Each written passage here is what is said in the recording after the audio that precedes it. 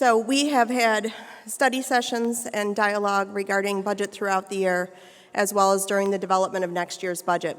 Annually, there is a requirement for a public hearing, which is typically in June for next year's budget, that also incorporates the sharing of the property tax rates.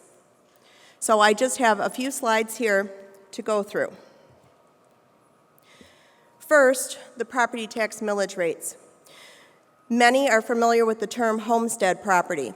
Homestead property is now more technically referred to as principal residence, and we have an operating millage that our community so generously has approved. That operating millage rate is 6.5606%. We also have non-principal residences, and commonly referred to as non-homestead, and that is the 18 mills that the community has also approved, and that would include businesses or those that are not primary residences. For all classifications of property, there are two millage rates. One is called debt service, and that is basically the community's approval of this facility and issuing bonds to pay for the construction of this facility. We are allowed to levy whatever is required to pay the principal and interest rate on that debt, bonded indebtedness, and that is 0.9%. The sinking fund was approved last year as a replacement. It allowed us to take advantage of the expanded uses of those particular funds for security and also technology, and that rate was approved at 0.7165, but it is subject to what is called a Headley rollback. Basically means that we cannot collect more dollars than the rate of inflation from year to year. And if the calculation results in that, we roll back the rate to make sure it's only an inflationary increase. And that is 0.7103 this year.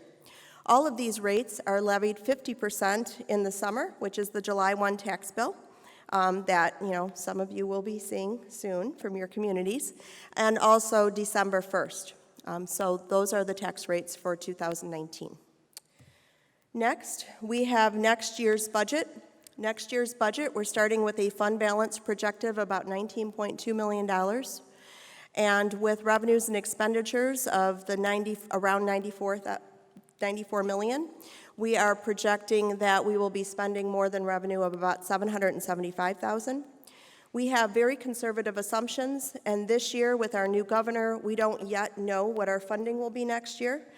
So our key variables are our funding per pupil that we will be hearing about by fall from Lansing, as well as our enrollment, which we have a projection in there pretty conservative for next year, resulting in fund balance of about $18.5 million at the end of next year projected.